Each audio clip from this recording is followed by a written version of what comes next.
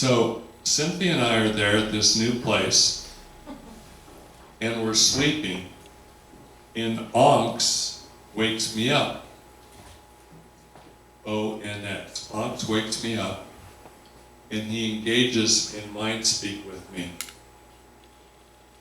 And he says, do you remember, I'm wide awake, I'm laying out there in the dark, Cynthia's still sleeping, and I'm looking up at the stars at night. And Onks is mind speaking with me, and he says, do you remember the portal in the other place? The red sky, the dark vegetation, the guardians? And I said, yes. And he said, that's our home world. And he said, you're the first one to reopen the portal several times.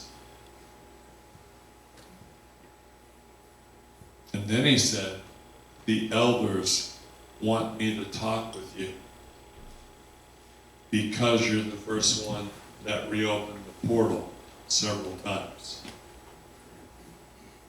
So the elders want me to talk with you. And he proceeded to tell me that a long millions of years ago, long time ago, an ancient alien race put portals on all the planets in the universe. Long time ago. And then Onks told me that about 25% of their species on their old home world were able to manipulate these portals and travel to these various planets. Only 25%. That means 70%, 75% were not able to do so. Only 25% were able to do so. And their sun started to burn out, and their elders got a hold of the 25% who were able to travel through portals and told them that we want you to travel through the portals to find another world that we can colonize because our sun is burning out. And we need a new world. So the 25% who could travel through the portals started exploring various worlds and reporting back to the council. And eventually, they found Earth. And the council gave permission for the 25% of their population who could manipulate the portals and go through the portals to go to Earth and colonize Earth, which left 75% of them back on their home world. But they had 25% who were able to colonize Earth. Now, Ankh shared with me, we are all connected. What one knows, we all know. What one feels, we all feel. They're all psychically connected. What one knows, they all know. What one feels, they all feel. They're all psychically connected. So then he shared with me, 25% of them made it through the portal to Earth. The other 75% remained on their home world. Now, because what one knows, they all know, what one feels, they all feel, when one goes through the portal to visit the home world to say hello to everybody, they download everything that everyone knows or feels over here, down here. They're acting as a thumb drive. So everyone over here gets to feel and know what everyone on Earth is knowing and feeling over here, because they act as a thumb drive when they come over to their home world. But also the flip side is true. When they're over here visiting, what one knows, they all know. So when they come back to Earth, they download for everyone on Earth what everyone over here knows and feels. And when your sun is burning out, and when your world is dying, and you're feeling hopeless, and there's doom and gloom, the guys from Earth who visit over here and then bring it back are bringing back doom and gloom. And Onks allowed me for 30 seconds to feel the doom and gloom. What one knows, they all know. What one feels, they all feel. And for 30 seconds, I felt the feelings of everyone who was still alive, who was dealing with the fact that their world was dying because their sun was burning out. That was the most awful 30 seconds of my life. It felt so horrible and so hopeless.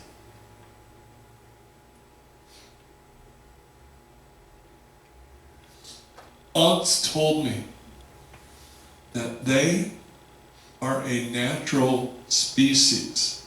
They are in tune with their environment. If you ever saw the movie Avatar, the big blue people in tune with their environment, that's what the Bigfoot forest people are like. They're natural and in tune with their environment. And Ankh shared with me that your species, is scientific. You're creative and you invent and you learn and you discover. You're not like us. You're not natural to your environment.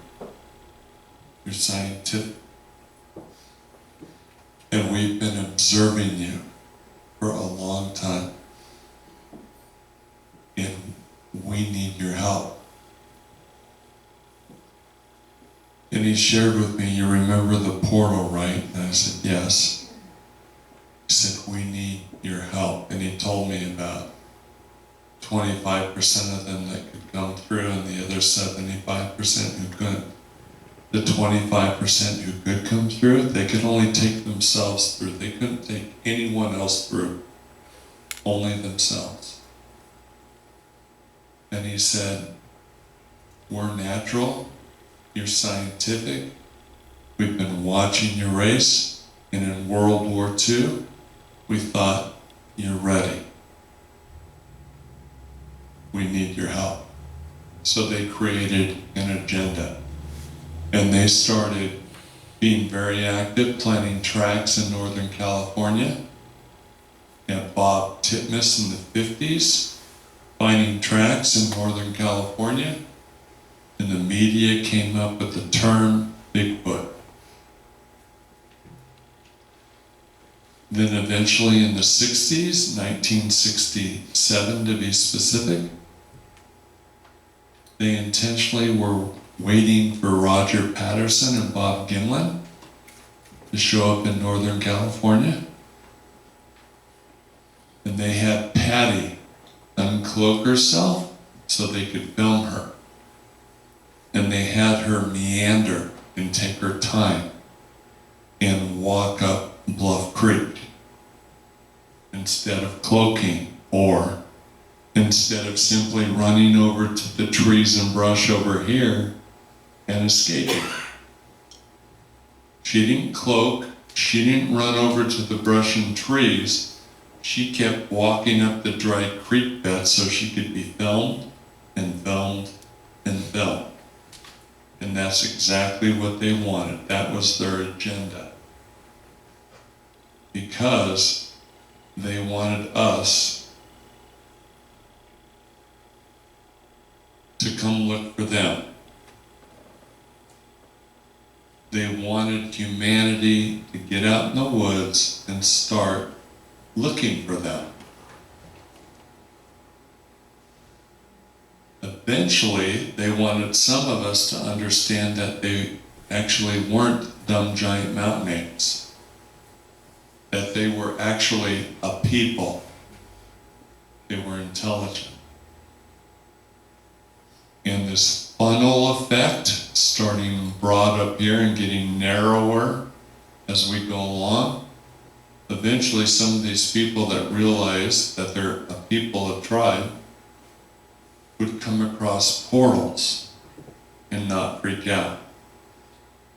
I have met several people over the years who've come across portals out in the woods, but they freaked out. They'd never go back. Or some people, even before that, that ran into a Bigfoot or a Sasquatch that would never go back. So they wanted people to come looking for them, realize they're people, not freak out, keep looking for them, come across portals, eventually figure out how to reopen portals. And Ox told me, you're the first one on planet Earth that has figured out how to reopen a portal several times. And then after figuring out how to reopen a portal, helped them with a shunt. Ox kept talking with me about a shunt, a shunt, a shunt. Well, I'm not electronically minded. I'm a people person, I'm a psychologist. You ask me to work with engines, I can't do it. You ask me to build you a house, I can't do it. And you most definitely do not want to drive over a bridge I build or live in a building I built. You don't want me to be that guy, because I'm not that guy. But I am a people person. I'm a very good psychologist. I'm a very good problem solver. I'm very committed and persistent. And I'm good at what I do, which is why I figured this out. So I went looking for them. After 10 years, I figured out they were people, not a dumb giant mountain ape.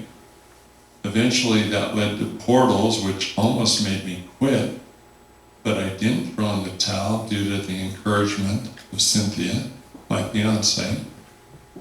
After 1 year, I figured out how to reopen the portal several times with several witnesses present. And then a shunt, they wanted to help with a shunt to keep the portal open so they could help their other family and friends from their home world come over to Earth. Because remember, they're only able to get through the portal themselves. They're not able to bring anybody else over with them. They're not technologically based, they're naturally based. So they were waiting for the human race to develop to help them out, to create a shunt for the portal. And eventually, the Exodus, to bring the remaining souls from their home, their dying home world, to Earth. Well, I thought, who am I to make such a decision? I'm laying there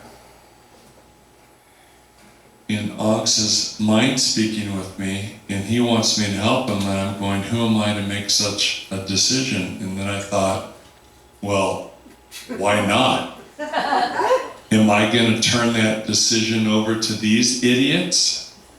Seriously. Idiot, idiot, idiot, idiot.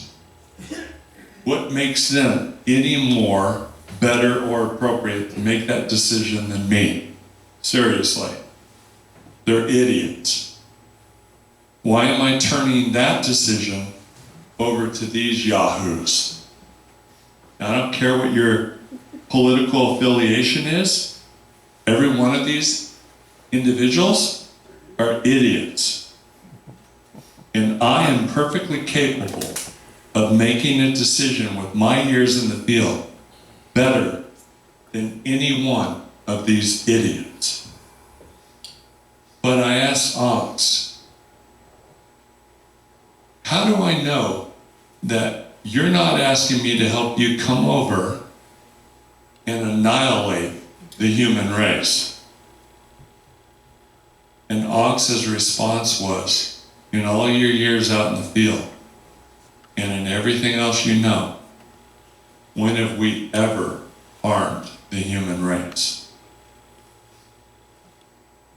We have been friendly, loving, and kind. We have never harmed the human race. So I decided, screw these idiots. I can make the decision. And I decided I will help you. I will put together a team and we will create a shunt to help your family and friends cross over from your home world to Earth.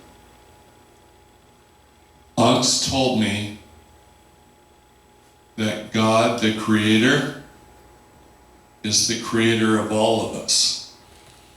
He's the creator of all beings throughout the universe in the multi-dimensions.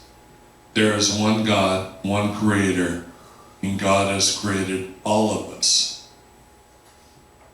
Ox told me that we all have the same souls, we have different bodies, but when we die, we all go back to the same God. I laid there after my mind speak with Ox. I laid there wide awake underneath the stars as Cynthia was sleeping, and I contemplated what Ox just shared with me. And I'm totally blown away. And I'm looking at all these stars, and I'm wondering which star is their home world rotating around? Or is it even a star that I can see? Or is it beyond what I can see?